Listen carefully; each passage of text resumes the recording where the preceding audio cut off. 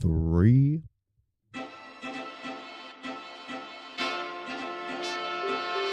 Welcome to the Recovery Lab podcast. We're glad you were able to join us. Recovery Lab hopes to destigmatize addiction and normalize recovery. Our platform provides an avenue to share the many stories of those that have recovered from addiction, providing for the listener the most basic antidote to addiction: hope.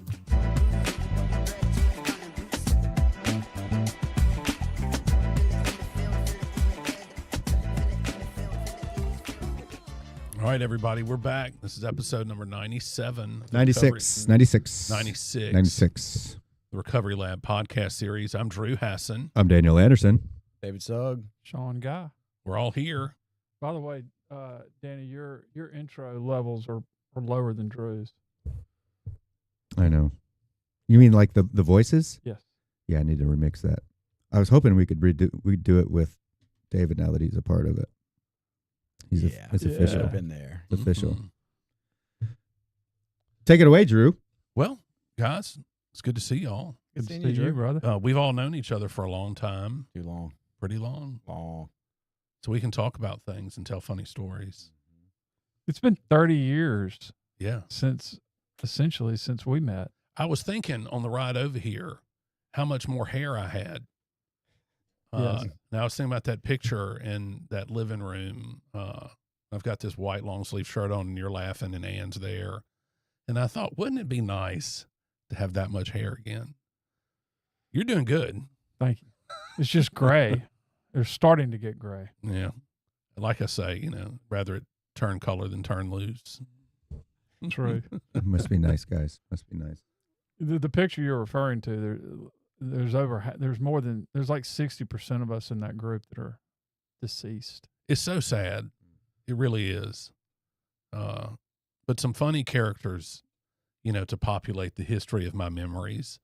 Because who's funnier than Calvin and Chester?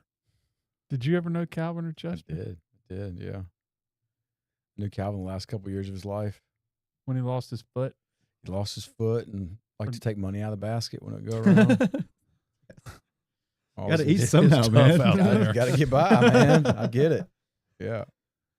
He had diabetes, and the way he lost his foot was by pumice stoning the rough spot on his foot a little too aggressively. Way to and go. he had, who hasn't done that? And that started a wound. And it created a wound that he couldn't get to heal. And look, I went over there and would help him change the bandages on the foot. And I mean, like literally, it's just a wound that wouldn't go away. And he tried all these treatments and bariatric this and bariatric that. That's terrible. Yeah. Vanity. We should also pay homage to Ann. Oh yes. While not as funny, but she was a good friend. Ann had some good humor at times. Did you? I don't know if I knew Ann. Ann Hurley. She had been sober for a long time. A very long time. I mean, she was like, I don't know, maybe 10 years longer than me. And I think she got sober in the 70s. So Ann had a good story. She was a good friend. She was. I liked Ann a lot. Very caring, very smart, very willing to say what was on her mind. But she really did care about people. She really did. And then Phyllis. Poor Phyllis. She got whisked away in a tornado. Truly. Is that what happened? Yeah, you're the one that told me. I've forgotten.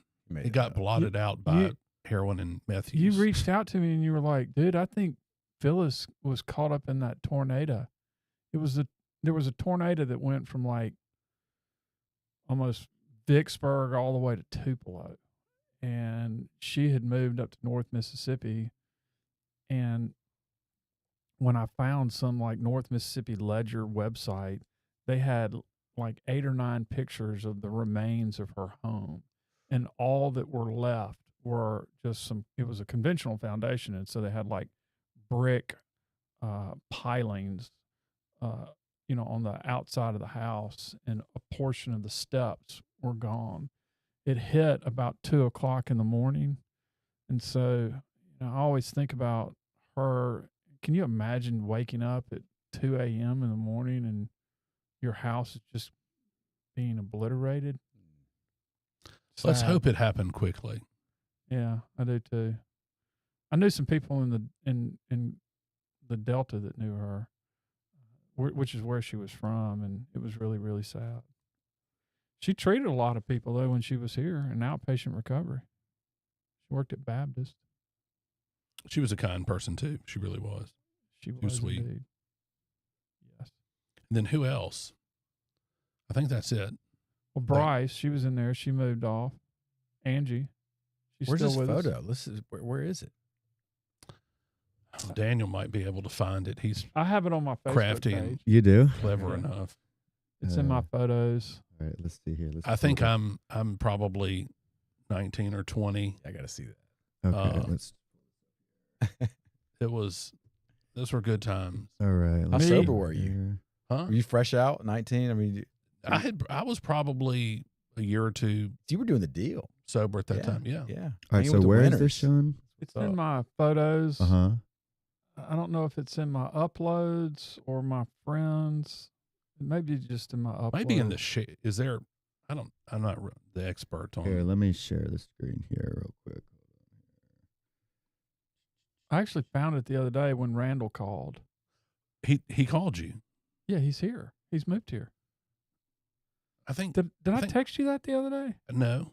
Anyway, he's here. His mother is not doing well, and he moved back from Oxford, and he's living in his mother's house. All right, walk me through here. You'd just be scrolling down for a little while. A lot. Way on down. Are these just photos of me? Yeah, this is photos of you. I would look at uploads. Okay. Pictures from my wedding. This one? Which? Random oldies. It could be in random oldies. Where do I see? Oh, here we go. Okay. Yep, There it is. There it is. Which one is this? Which one? Well, Below the dog. No, that's just one of them. Further down. That's you, me, Randall, and Ann. Okay. Keep going. There's all of us. Yeah. Oh, right here? Yeah. Oh, we saw this. We saw this when you were here before, Sean. So top right is Chester. Next to Chester is Ann. Then Drew me. with the hair. Then Phyllis. And then Bryce is at the bottom left. Angie, Phil Cook's wife. Wait, which one is Angie? Is this Angie right here? Yeah. Oh, wow. And then Randall with the vest. And then Calvin, big Missy. Who is this? Chester? That's Chester. And I was taking the photo. You were taking the photo? So Chester went to Columbia and reportedly made a Some of my perfect party pics. on his SAT. I was not sober in all of those. Is that Sam? That is Sam. Look, that one? dog would wash dishes if Sean told him to. I'm not kidding. This is the best dog I've ever had. Smartest He's even thing tagged. you've ever seen. Yeah, it was actually a she, Samantha, but she was unbelievable, loyal. But one thing, let's see if Drew can remember this.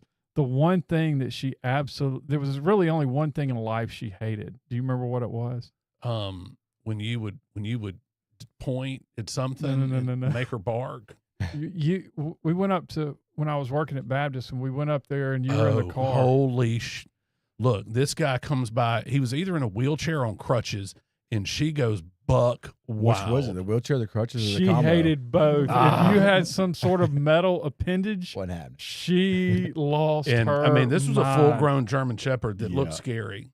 Yeah. And she was I not mean, pleased. at her heaviest weight, she was at 100. Big She was a dog. big girl. Yes. She was smart. She was. Look, what good memories. Yes. If to tie this into recovery, isn't it nice to have these periods where you can have friends, and I'm gonna steal that line from The Office. I wish you could know that you were in the good old days when you're in them, instead of thinking about it later. And those were good times. These are good times. These are good times. They're good times. But it's so easy to get mired down in, I wish this was different. I wish that was different. This isn't like I like. This isn't like I like. Oh, I hope I can achieve this. I wish this, blah, blah, blah. Instead of slowing down and thinking, this is pretty good. Life is pretty good. But really all of my time that I've been sober have really been filled with nothing but good times. Yeah, but there have been times that weren't good. Well, but that might be a situational thing, like when I went through all that stuff with my ex-wife, which we're not going to get into today. But that was something.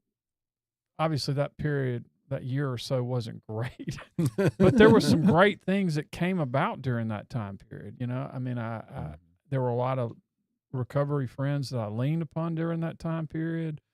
I grew a lot spiritually. So, I don't look back at that time period and think, oh, I hate that time period of my life. In a weird way, I'm so appreciative of that time period. Well, then that reflects the mindset that you have that would be aspirational for a lot of people.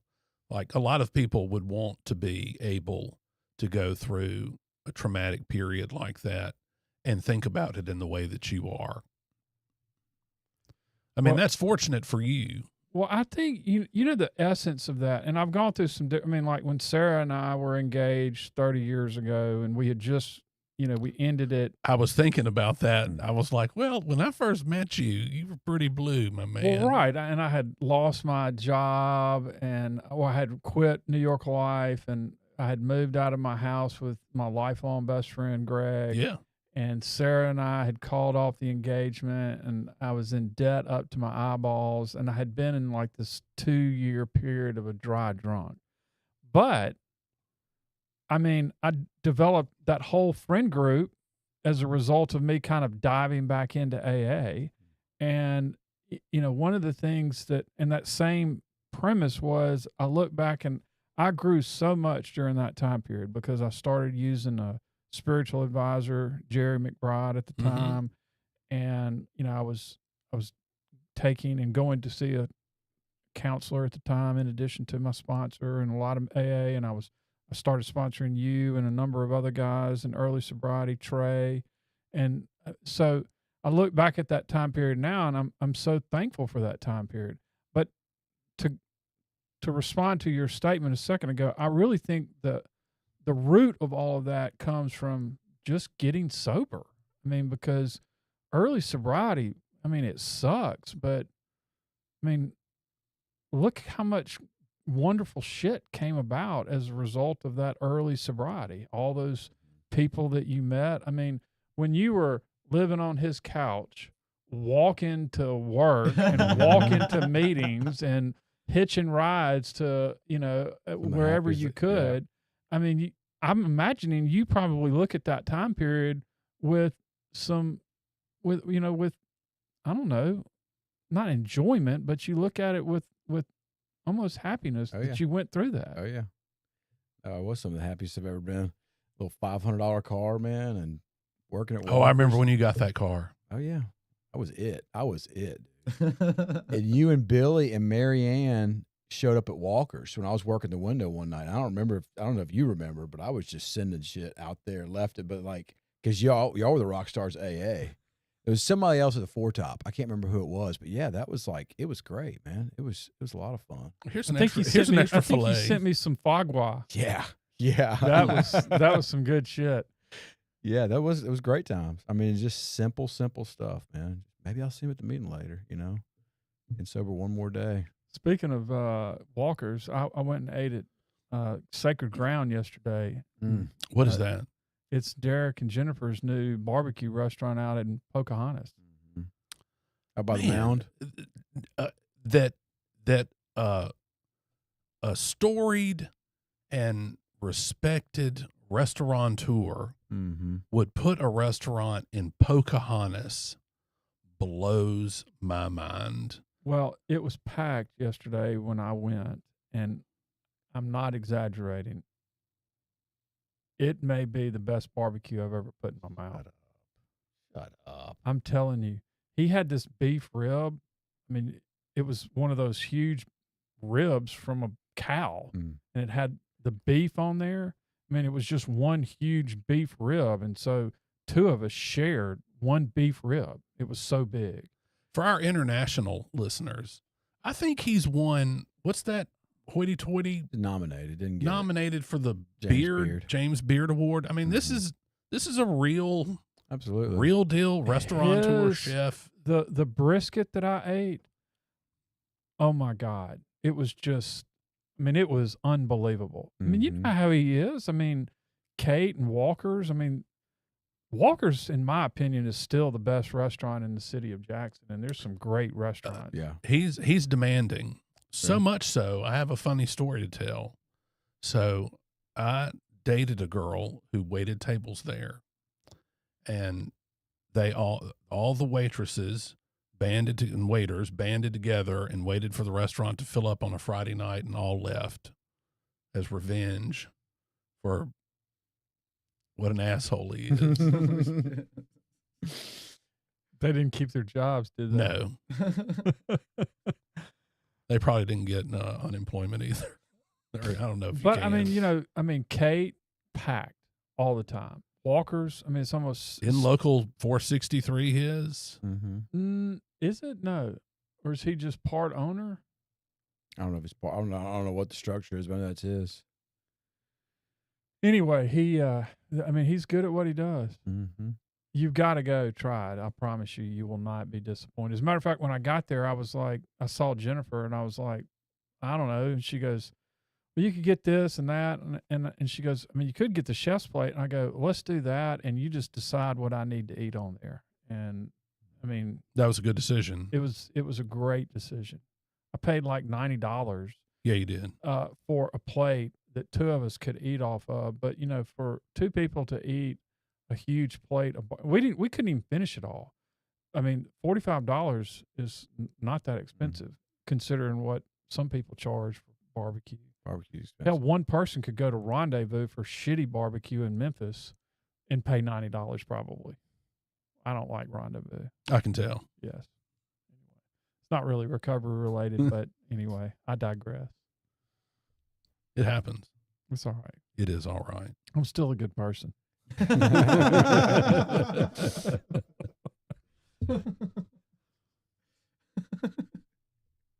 So much time at Baptist.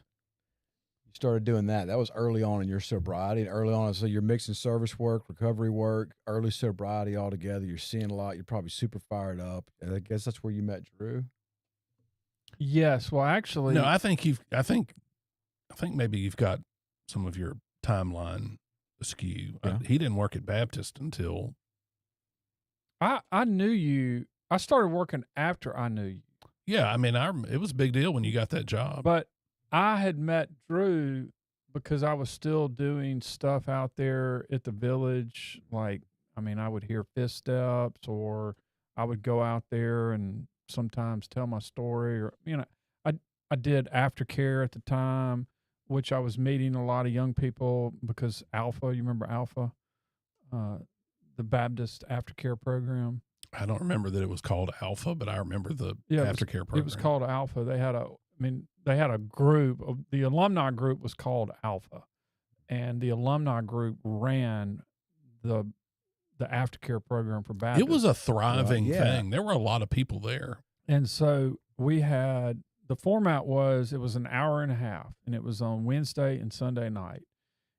You would meet in the huge auditorium for about 10 minutes or so, and you would essentially have someone talk about, say, resentment or some spiritual concept, and then y'all would all break and go to your little small groups, and then they were no more than like 10 people, and so you went to all the rooms like up on the 4th floor at Baptist, and so each small group would have like 2, I guess,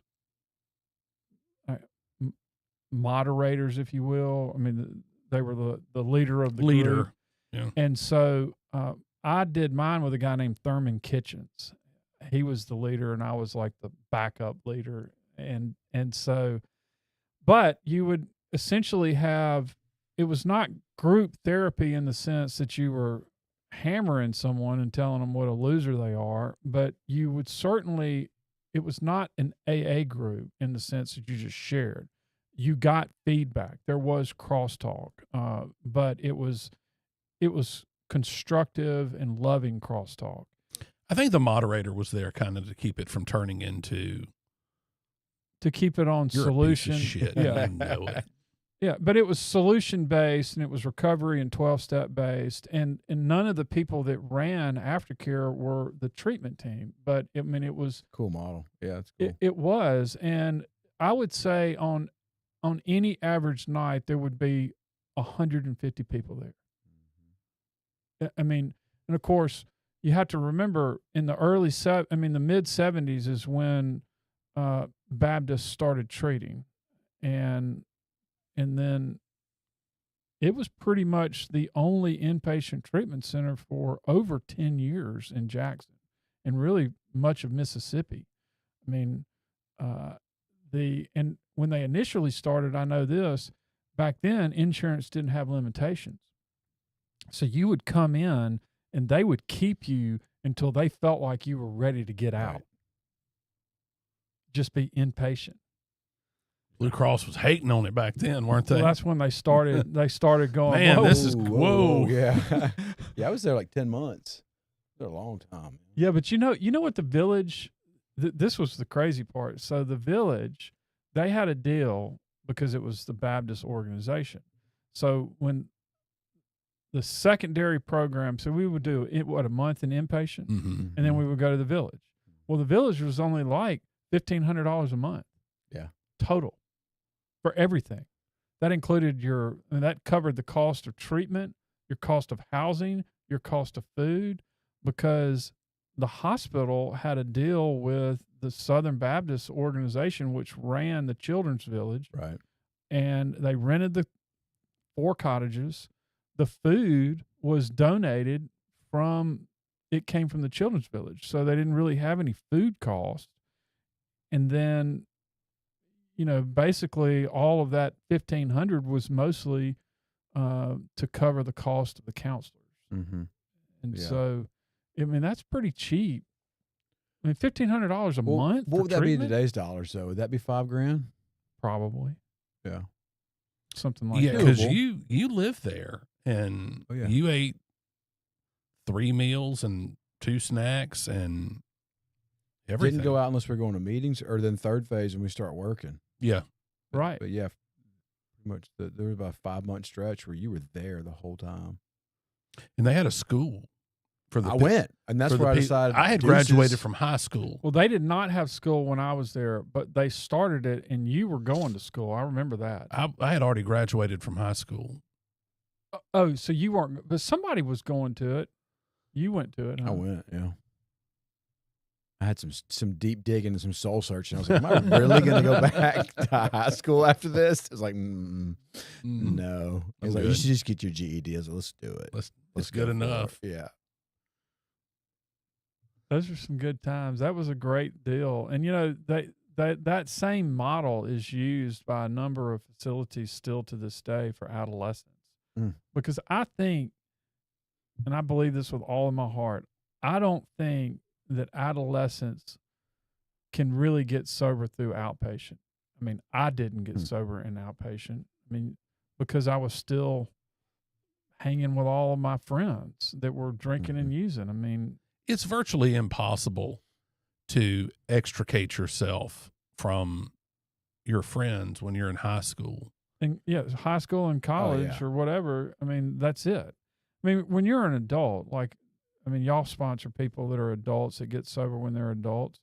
They come in and they're not hanging out with their friends all the time. They got a wife, or maybe they just got divorced, but they got kids or whatever. So it's not like their whole world centers around hanging out with guys all the time. Mm-hmm. But when you're 18, 18 through 25, that's all you have. I mean, what else do you do? I mean, it was. Well, it's certainly more difficult for high schoolers because what are you going to, I mean, unless you change high schools, because you're going to go. And that's a big ask for a teenager. I don't think that if I had not stayed out there for 9 months, now granted, 3 or 4 months of that was working. I had re-enrolled back in college and was taking like 1 or 2 courses. I was working. And so, we'd go out there basically and spend the night. And then the weekends you were off for the most part. I mean, but I just don't think that I would have stayed sober had I not done that, because I had gotten my sponsor and I had finished my steps before I ever was discharged. Mm-hmm. Yeah. It's very, very different today. When we go out to some treatment centers and hear fifth steps, and a lot of times when I'm listening to a fifth step, the guy's leaving treatment that day. Like that's like their graduating moment. Whereas like when we were at the Village, I mean, we went all the way through.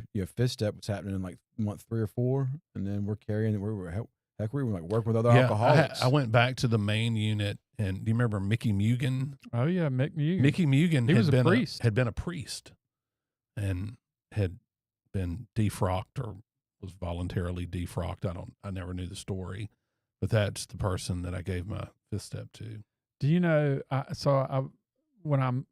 This was just a few years back. I was in the attic and I was looking through some stuff, and I ran across a notebook that I had from treatment. And this was when I was an inpatient, and Mick had come and he was giving a talk in that auditorium, and the talk was on spirituality. Oh. And the first thing I had in my notes was ego, edging God out. And that's who I first heard that from. And I was flipping through there and reading some of that stuff that he gave us in that meeting, and I was taking notes, and it was like, I mean, that's like some recovery gold stuff in there. Mm-hmm. Anyway, it was Look, good. How impactful must it? I mean, I'm sitting here thinking I can name every counselor that was at Baptist and at the Village. Mm-hmm. AJ Stubbs, Don Nairn, Big Red, Sue Weisinger, Jill Johnson, Darlene Day. Yeah. I mean, they made an impact. See, now all of those were gone because I had Penny Oyler. I remember her name. I had B.J. Bishop. I had David Shaw, which everybody knows D. Shaw, and most of us do. And let's see, Barry Blue, before Barry went out and was a counselor out at Copac, but he initially started at Baptist in the Children's Village. So it was good stuff. And I was in Alumni Cottage and Kathy. Wait. Was it Alumni Kathy and then Carter, or was it Alumni Carter then Kathy? I think who Carter was the second one. Okay, then it was Kathy with Mama Ham and Papa Ham. Mm-hmm. So I was in Alumni, and then I moved to Mama and Papa Ham's and Kathy. What was the fourth one's name? Was that Cooper? That's where the girls were. That's where the girls were when I was there too. Yeah. Whoever the house mother was for the girls' cottage, she used to make the girls clean the bathtub with bleach, and then she would take a bath in bleach. Well, not full bleach, but she would pour bleach in there and get in the bathtub. I just remember thinking, what the hell? God. But the house mothers were great. I mean, remember Mama Louise? And and Mama Mamie.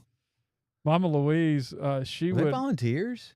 They were basically retired people that went and served. I mean, Yeah. the Village. I mean, they were not employees of the treatment center. They were employees of the Children's Village. Yeah. And so they let them live there, and that was part of the whole arrangement that they had with the treatment facility. Yeah. That's crazy. I mean, what a setup, man.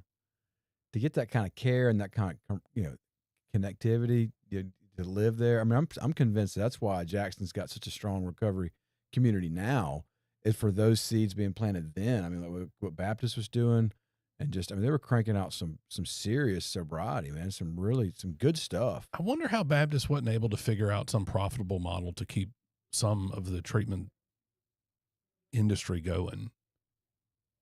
Well, maybe you know that's a very good question, and it's a very lengthy answer that has to do a lot with some internal issues with Baptist. You know, the Baptist hated the Chemical Dependency Center because they wanted it to be solely a Christian-based program.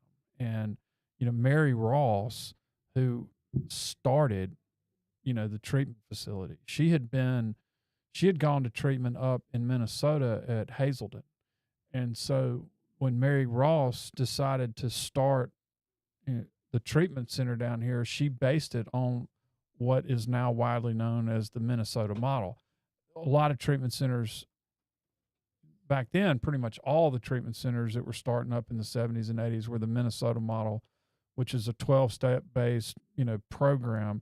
There's not a whole lot of Minnesota model treatment facilities left because they do a lot of trauma. But in any event, Mary brought that form of treatment down here, and so they started it. Well, when I was working there in the mid-90s, I can't tell you how many times management and Baptists would talk to, well, Mary had retired at that time, but Joanne she was co-director with Lynn Pruitt, and they would talk all the time to them about, can't we change the 12 steps and have Jesus in there? And, you know, they hated the fact that it was not a Christian-based treatment program. And so because of that, in my opinion, I think there were a lot of things that they did to almost just undermine what they were doing. They just really didn't care. Yeah. I mean, but when I was working there, they were the second highest form of unit of revenue for the hospital behind cardiology. Really? Yes. So it was profitable. Yes. Well, you know, that's so weird because if you get cancer, they don't tell you need Jesus to fix it. I mean, they give you cancer medicine. Good point. That's a great point. Yeah. Yeah. Well, why can't you just lay hands on them and get that tumor out? Never heard that. But, you know, St. Christopher's in Louisiana, if y'all are familiar with it, it's an adolescent treatment program. Now, the guy who started it got sober around the time that I did, and he went through a very similar model. And so he wanted to start a treatment program that was just like that. And so, you know, Copac was for a long time, although it wasn't adolescents, it was young adults and adults. Right. But it had the same kind of model as the Children's Village.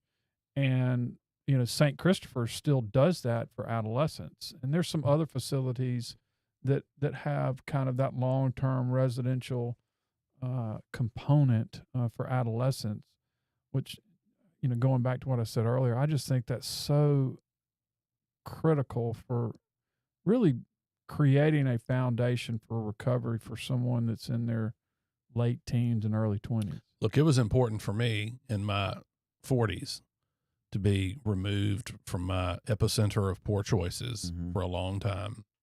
How long were you in treatment? I was down there for 6 or 7 months. And then where was that? In Loosedale at this faith-based place. And they really do say, like, AA is verboten completely, hands down, across the board. Don't even talk about it.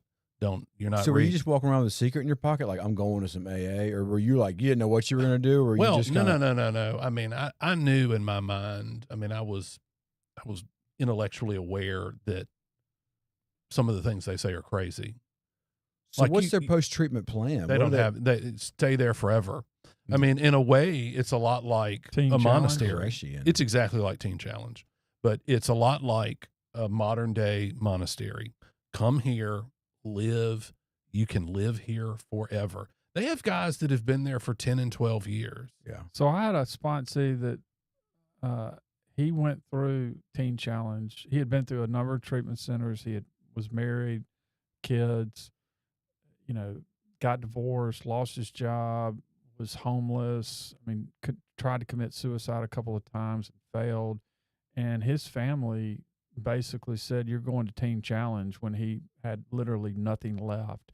And he went there for over a year. Mm-hmm. And essentially, they make you at some point start working to help. You make cold calls to help, get people to donate to the organization. But it's let me enlighten you. It's 100%, Jesus based. But they remove you completely from society. Yes. Yeah. So at the City of Refuge, you're there for a month. That's where you went? Yes. It's called the City of Refuge. It's a lot like Teen Challenge. You're there for a month, and you're basically on lockdown. You can't really leave the main building. Can't talk to anybody. Not outside. on the telephone. No, I mean, you can talk to your right, but friends. I mean, you can't talk to the outside world. No. There's no television. There's no newspaper. You're there to learn about Jesus. And there are local ministers that come and give you lectures all through the day from say 8 to 2. And then you can kind of mill around and piddle. Then after the first month, you enter the stream of commerce in some fashion. Now, some guys that had been at Teen Challenge left Teen Challenge and went to the City of Refuge, and they took with them the knowledge and the technology for the cross building. So you build crosses. Well, how big of a cross are we talking about? This big, okay. 18 inches tall, 12 inches wide. You either start building crosses. Do they sell those? Yes. Or you're on the team that goes out to sell them. Now, when I tell you they make a lot of money, fun guy, they make a truck ton. There's a fungus among us. The fungus among us. They make $20,000, $30,000, $40,000 a month. Shut your mouth. Sending teams out to sell these crosses. Now, the administrators at the City of Refuge made a deal with Teen Challenge. If you'll teach us how to do this, we'll promise not to fundraise in Mississippi. So even though our City of Refuge is in Lucedale, y'all went to Alabama. 5 or 6 teams went out each week, and you would go to, all over Alabama. I went to North Arkansas one time. I also went ham. Man, my mama's not around, so I can tell this whole story. I had a pocket full of money, and my partner knew where to get some heroin, and it was on, son. Why, you're a resident at the City of Refuge? Oh, yeah. Heaven forbid. Yes, sir. Wow. And they have GPSs on the vans, and they were like, "We know where you are." You broke bad with the cross money? Oh, yeah. Look. Went. I thought you just said that you needed to be withdrawn from society. Working. Yeah. Well, and now you've relapsed while they withdrawn. send the wrong person on the cross-selling team. So I get back, and I said, "Hey, look, you know what? Sorry." It happened. Yeah. You went, this is what you Look, did. You I said, did it. accident. I did it. You got me. I'm sorry. So they said, "All right, here's what we're going to do. We're going to put you in charge of the mill to cut the wood to make the crosses." You still got all your fingers. What do I know about running a wood mill? I know how to not cut my fingers off, and I've got them all. So, but your sobriety date today is from when you were in there? So I went ham twice. Okay. I atoned for having, let the enemy whisper money in my ear. I mean, that's some Satan stuff. I'm sorry. Who sent you out in a van with any kind of goods for any kind of money? I'm out one time in a van that doesn't have a side window. It's just a towel up there. We get pulled over, and the cop's like, "Do you have a driver's license?" I'm like, "Not on me." And he said, "Well, what's your name and social security number?" I end up getting arrested because there's a warrant for me in Tupelo. So Did you tell him you were on the druggy buggy? You getting Christ? well? Man, throw me a bone, bro. I'm here for the Lord. I'm just Getting well, spreading the good news. So he didn't care. I got arrested. Rankin County comes and gets me, and City of Refuge holds it down hard for me. They come and bail me out. I mean, the guy who runs the place is a felon. His name is Herman Fountain, and he is the most charismatic speaker I've ever seen. You cannot not like the man. Yeah. I'm dead serious. So Big Herman, I mean, it's the Flies, Lord of the Flies. I mean, it's Lord of the Flies down there. And, but they bailed me out. I, go back to the city, and this treatment is free. it is penny. You don't have to pay. I know. I mean, that's like dime. Teen Challenge. You go to Teen Challenge free. So, but you're beholden to them. You're gonna earn it. Yeah. there's Selling Jesus. Yeah. You cannot talk about AA at all. That is looked down on for sure. But, they're loving, caring people who, although I have a philosophical difference of opinions about some of their views on religion and spirituality, they care about people. And I mean, there are 100 guys there. Have you kept up with any of your class? And Yeah, look, are they I've been down there a couple times. I got my cousin who is a ne'er-do-well and a miscreant. I got him in there. Sometimes I think, I like my friend who got sober there, and he's still sober, and he's resurrected his life, and he goes some to AA.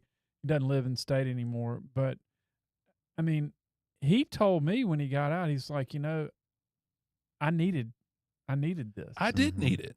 Look, I'll give you an example of how peculiar some of their beliefs are. And I just had to reconcile with myself that I knew I wasn't going to change these guys' minds. So I'm in a class one morning, and they're explaining how the Bible is the inerrant word of God. And they say, look, we know it's true because this verse says this and this verse says that. And it says that it's true. It's true. And I said, well, look, let me ask you a question. I said, the Catholic Bible has those exact passages in it, plus 5 other books that are not in this Bible. And he kicked me out of class for sowing discord. Yeah. So did you didn't get into the conversation about the Apocrypha? No, look, you just shut up and appreciate what they're doing for you. Because, while I'm kind of, shining on them a little bit, look, I remember there was a day when I was there, and look, I had ruined my whole life. I had lost a house, a car. I had, sacrificed a marriage really to poor choices and being a shitty person. And I had lost a professional license. And, I didn't know I was going to get disbarred. I had not been disbarred yet, but I lost a profession. Was absolutely penniless. I had no idea how I was ever going to get back to Jackson. I had no idea how. You had some internet fame while running through yards. I had some internet fame running through yards. That was some funny shit. I don't look back on that part of my life. I remember gratitude. Everybody in the AA was like, "Man, have you seen this shit on Hassin?" Yeah. And they're like, "No, what? Go check this website out, dude. He's over there running around, Hopping crossing all kinds of hopping crazy through people's backyards. Yeah. There was total Barefoot. panic. Yeah. Because I had lost my shoes in the mud when I took a shortcut through a creek and a ditch. Meth. Mm-hmm. But you've gotten your license back. I have. But there was a time I remember sitting on my bunk at the City of Refuge, and I had this sense of peace. And I thought, okay, I can use some of the things that I've learned here to help me. And look, I still employ some of those things in my life now. So I think that the pure faith-based model can work for you if maybe you have some other stuff along the way, some 12-step, some talk therapy, some working knowledge of trauma and its impact on your life.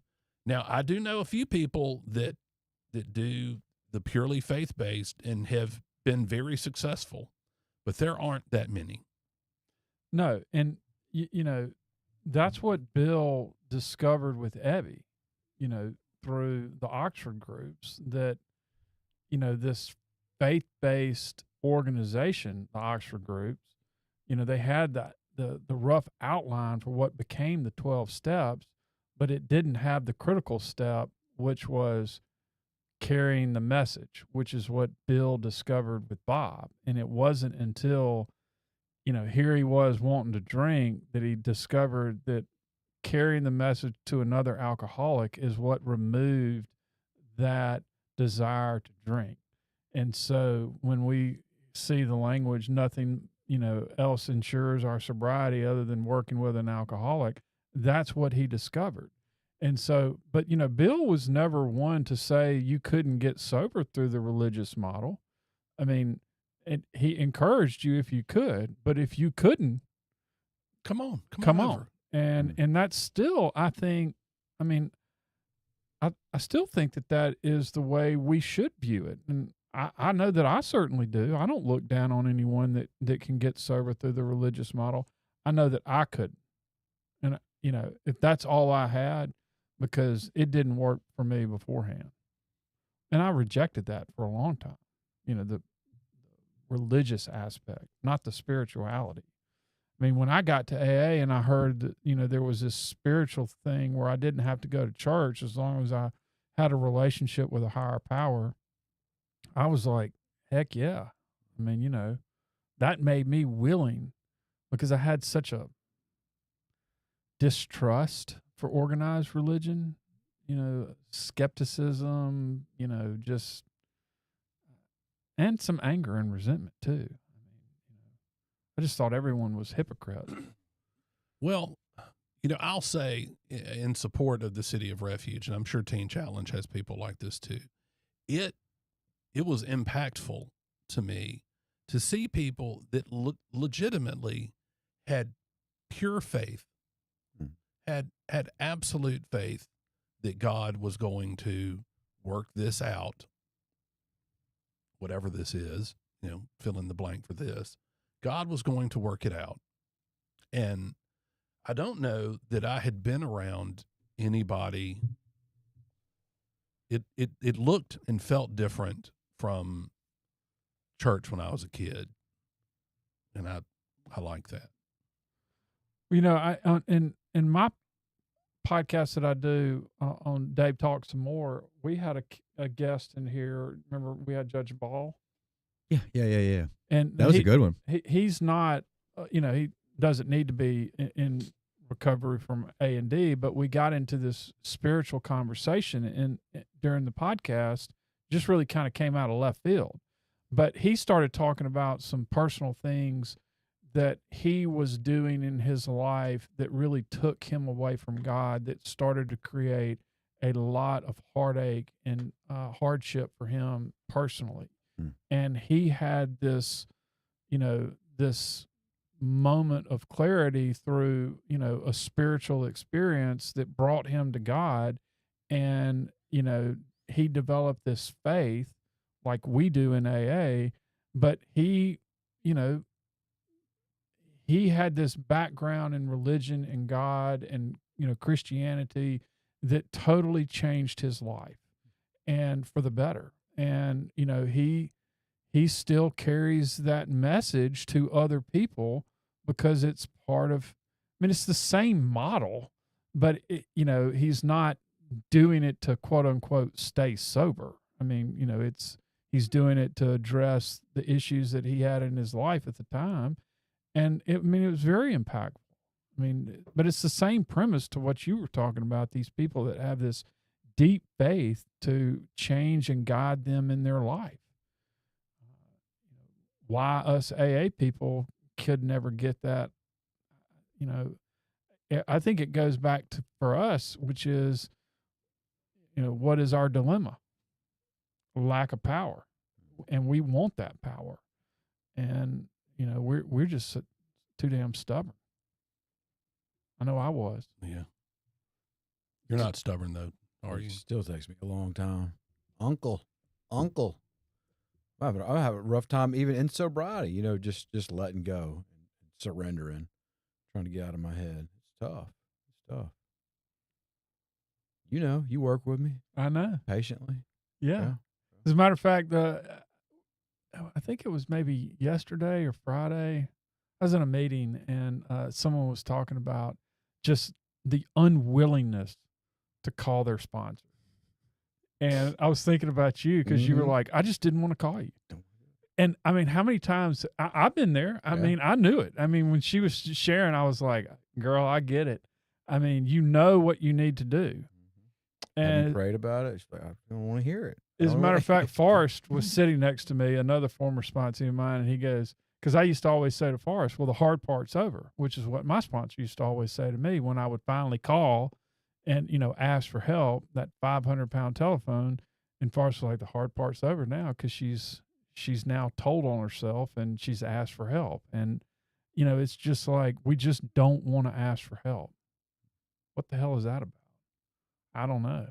I think it goes back to that core, you know, we're so self-centered and, you know, we want to be able to be the one that fixes it, controls it, understands it. The fact of the matter is we can't. I like that. We want to be the ones, we want the credit for having. Yeah, I've always just viewed it through the lens of, you know, I don't want this person to see, you know, we're so egotistical. Mm-hmm. We're so egotistical. And what deflates that ego? You know, I need help. God. I mean, you know, ultimately, I mean, we've got to do whatever we have to do to deflate that ego. You know, not destroy the ego. I mean, you can't destroy the ego. I mean, that's, you know, but you have to have it right sized. I mean, you got to. And the crazy thing is this, I remember when I was in early recovery understanding this, it was like, you know, I had ego in being the worst person in the world. You know, it wasn't just like, oh, my ego is that I think that I'm the best. You know, I would be like, I'm the worst. Mm-hmm. You know, so it didn't Taking matter. pride. Oh yeah, I could take the biggest bong head. I could do the. I could do the longest line. You know, the biggest gator tail. I mean, whatever. Give zero fucks. Zero. Yeah. Yeah. Anyway, so what year were you in? What year did you go to the village? That would have been 97.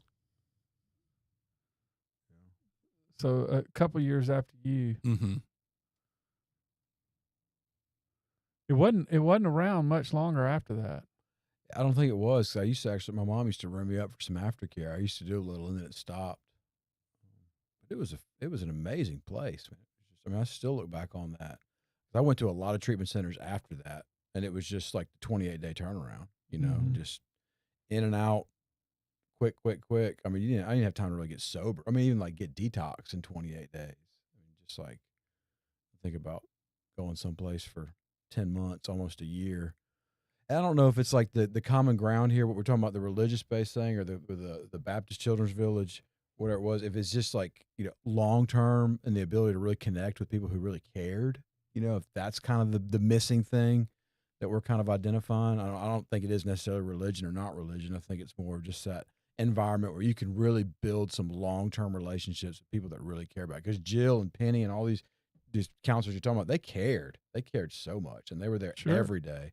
And the people you're talking about, I know they do care. So we see both things working.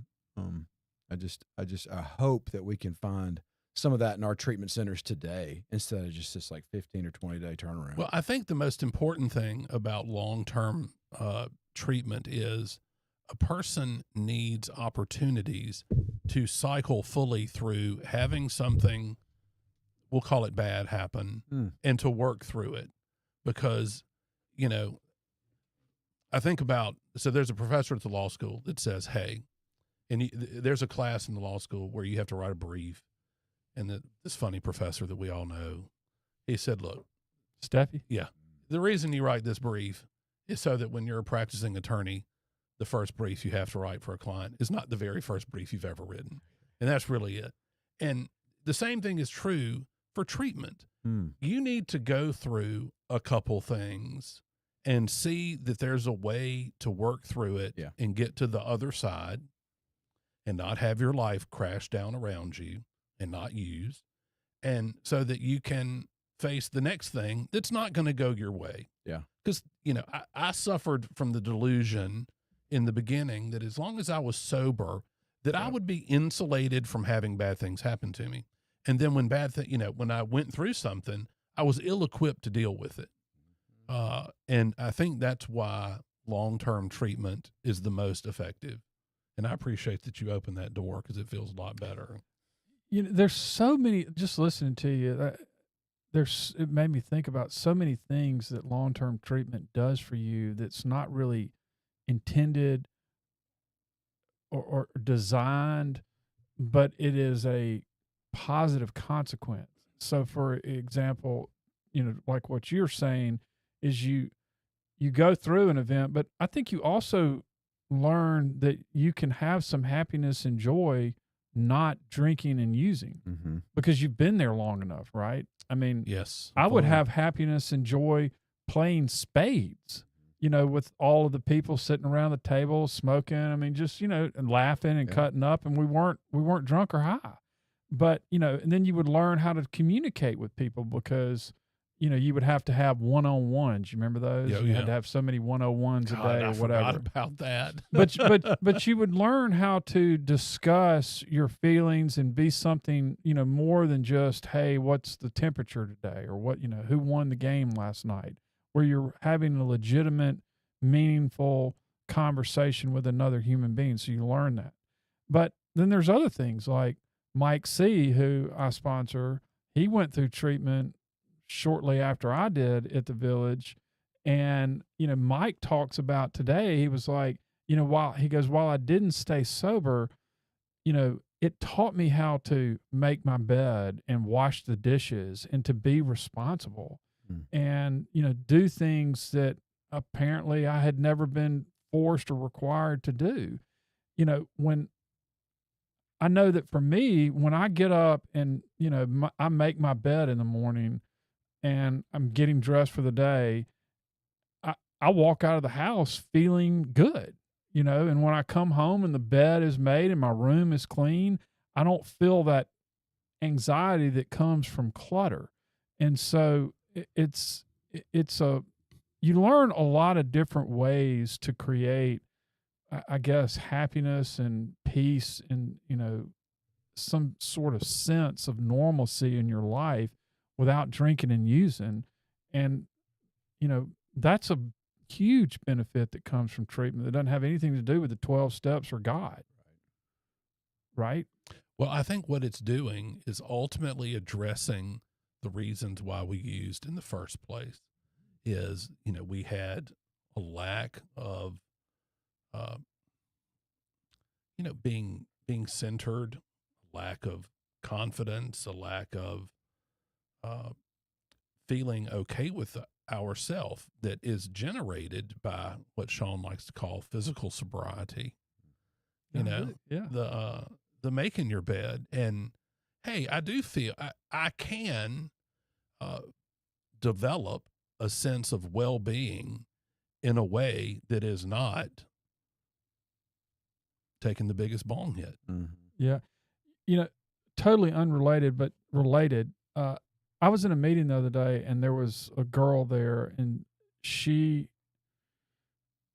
got sober when she was 18 and she's now been sober 7 years. I'm sure you know her. I'm not going to name her name, but I was sitting there thinking while I was listening to her share, and, you know, I feel such a bond. I mean, she could be my daughter. I mean, she's the same age as my middle child. Yeah, don't you love that? But I mean, I'm listening to her share. She's got some great stuff that she's sharing. but I feel a connection and a bond with her that is different than other alcoholics, because I know that she got sober at a time when I got sober. And I do believe that people that get sober at 18 to 25, I think that they face different challenges that people that get sober do not have. And so it's just this weird connection that I feel with anyone that gets sober at that age. And I want to be a part of that to a certain extent, with them in their life. And, and I want to let them know, certainly when I know anyone that's getting sober at that age, hey, I got sober at that age too, because so that they know that it's possible. It is possible. I think it's easier today than it was many years ago, but. Well, there are certainly more people, and that helps. There are more younger people. Yeah, but where do they go to treatment? Just outpatient? I mean, around here, there's just nothing, honestly. I don't know where they go. I don't either. And I know there's still a young people's group around town? Yeah, Missy Paul's still doing it. But there's young people, the Yana meeting, are they still meeting? I don't know if they are. I think I heard that they cut that. They disbanded. Yeah. I will tell you this, talking about Billy. So, Billy and me and Mark Hagwood and Frank Garrison and, there's a whole group of us that are all still sober. We started a young people an AA group in 1989. And we were all maybe a year sober. And so I didn't know anything about it. I think Billy was like, there is this thing. It's an offshoot of AA. I mean, but it's still under GSO, and it's a real AA group. And so I was like, okay, yeah. So we all got together and we elected officers, and, we started the meeting, and we got registered with GSO, and, we were doing the whole thing, and, we would have our group conscience once a month, and, we learned how to do it all because, Beagle Pack isn't letting some 18-year-old come be, GSR of their group, right? I mean, so that was kind of one of the purposes of it, was to say, we're going to let young people have the ability to hold these positions and, experience that aspect of service work. And so we were so proud of it. And the group went on for, 4 or 5 years. And then we started doing, bringing Missy Paul conference together. And we had this, statewide conference. We were going to the Archie Paul and Lacey Paul and all this other kind of stuff, which was wonderful and a huge part of my recovery. But so fast forward to, this was Billy's last year. Okay. You remember that you were in the meeting that we had before Billy died, where there was like 800 years of sobriety up in the men's group. Meeting, yeah. So right around that time, Billy goes, "You're not going to believe this." And I was like, "What?" And he goes, "You know how we always thought we were the first young people meeting in Mississippi?" And I was like, "Yeah." Of course, I knew where this was going. He goes, "Charlie Scott started one in the late 70s at Yana." Wow. And I was like, "Shut up." And he was like, "Yeah." He goes, right before Charlie died, he was telling me that he and a couple of other people, because Charlie got sober when he was really young too, they started the first young people in AA group in Mississippi in the late 70s up at Yana. And so I was like, I could have gone the rest of my life believing that we were the first. And, it was a nice shot to our ego, which Billy and I actually appreciated. You edged God right out, didn't you? Yeah, I did. That's cool. Well, look, I'm looking at the time up there, and we have run a little long, but I could really sit here and talk to y'all for the rest of the afternoon. I love both of y'all. I really do. Love you, brother. You too, but I see you all the time. Yeah. Love you, brother.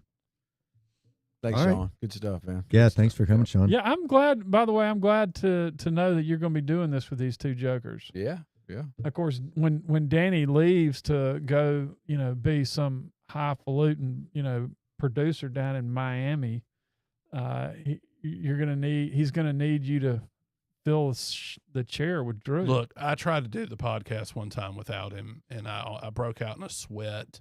I accidentally bumped one of the buttons over there and cut off the person's microphone. I had videos. I'm serious.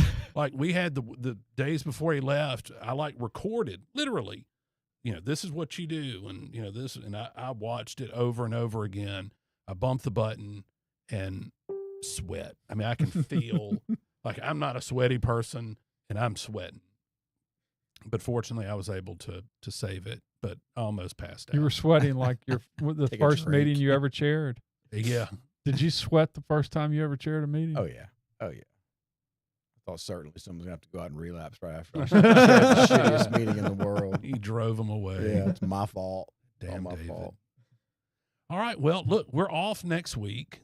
Yep. But we'll be here. So Following the next Sunday. weekend's the 8th or the 9th. Yeah, I think so. Yeah. Then we will return Absolutely. for episode number 97. I'm really thankful y'all brought me on here. It's good. Y'all can bring me back anytime you want. Cool, thanks, man. We Yeah, love maybe do that. that. I mean, I don't really have to do a whole lot of preparation. So I'm just good on the fly. Yeah, absolutely. And we appreciate that. Absolutely. All right. We're out, everybody. All right, guys. We'll see you week after next. 2 weeks. All right, y'all.